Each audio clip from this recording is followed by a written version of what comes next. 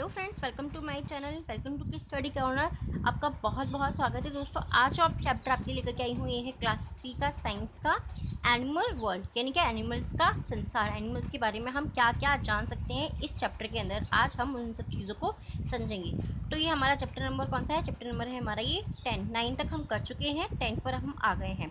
सो दोस्तों, वीडियो शुरू करने से पहले मैं एक और चीज़ आपके साथ में बोलना चाहती हूँ। ये जो चैप्टर है ये इस तरीके का है कि अगर आपको एनिमल्स के ऊपर कभी भी कोई ऐसे भी लिखने के लिए आता है तो इस वाले चैप्टर से आपको बहुत ज़्यादा हेल्प हो जाएगी, क्योंकि जो है इसी तरीके का ये चैप्टर है। और एक और चीज़ है, अगर आप वर्कशीट कराना चाहते हैं बच्चों को साइंस की या मैथ की, तो मेरे चैनल पर वो भी पड़ी हुई है, आप वो भी देख सकते हैं। तो चलिए इसको पढ़ना शुरू करते हैं।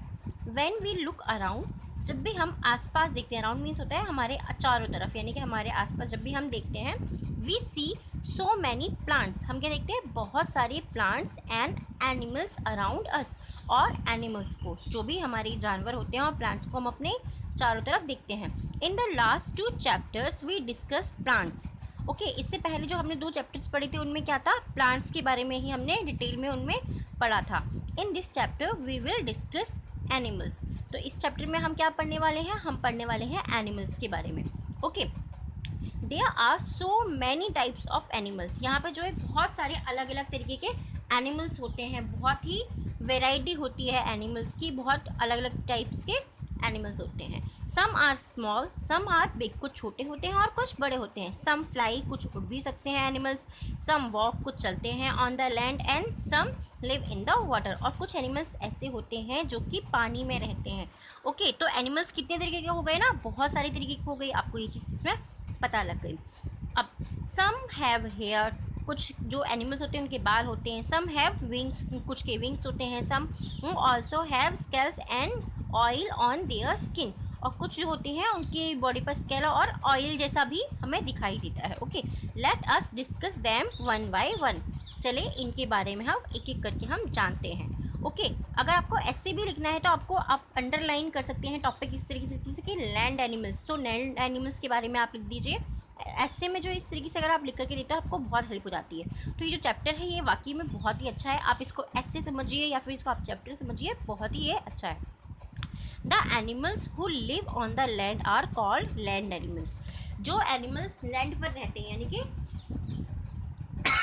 सॉरी, जो एनिमल्स ज़मीन पर रहते हैं या धरती पर रहते हैं उनको हम क्या कहते हैं? लैंड एनिमल्स, यानी कि भूमि पर रहने वाले जानवर। Some of them can be tamed, जो इसमें से कुछ ऐसे होते हैं वो टेम्ड होते हैं, जैसे कि they help us in different ways, वे हमें बहुत अलग अलग तरीके से हमारी हेल्प करते हैं। किस तरीके से हेल्प करते हैं उसके बारे में भी इसी चैप्टर में है, तो हम इसको भी रीड करते हैं।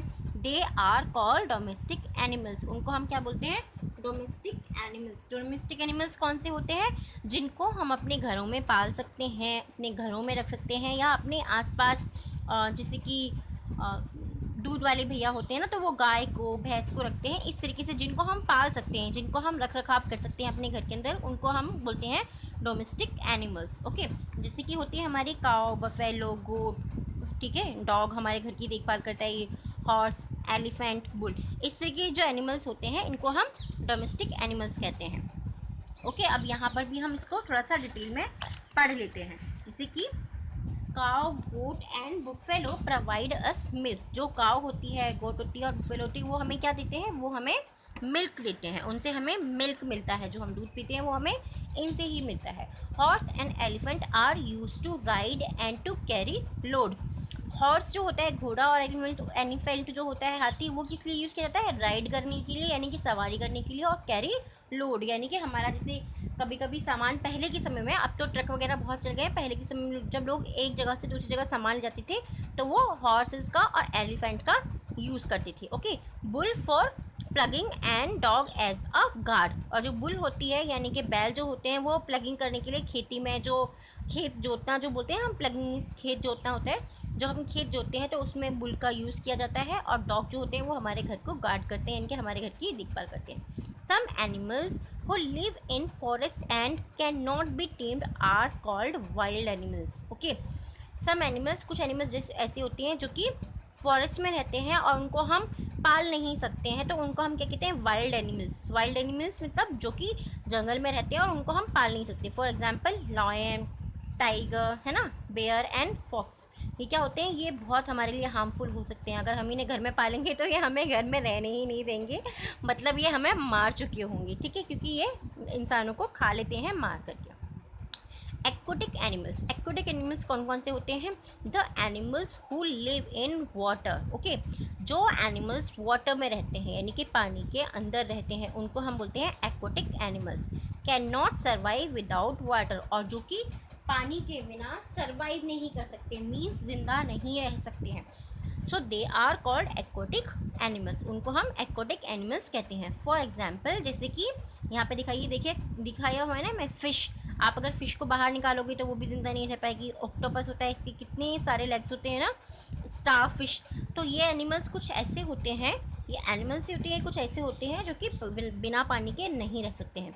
Their body is covered with scales and the lower part is covered with oil, जो इनकी बॉडी जो होती है वो ऊपर की तरफ से जो स्केल्स से कवर्ड होती है, और नीचे का जो पार्ट होता है इनकी बॉडी का वो ऑयल जैसा कुछ चिकना पदार्थ जैसा होता है, उससे कवर होती है। So that they can easily live in water, तो इसी के थ्रू जो है जो इनकी बॉडी पे स्कैल्प होता है और क्या नाम है, ऑयल होता है, स्केल्स और ऑयल की वजह से ही ये पानी में इजीली रह पाते हैं।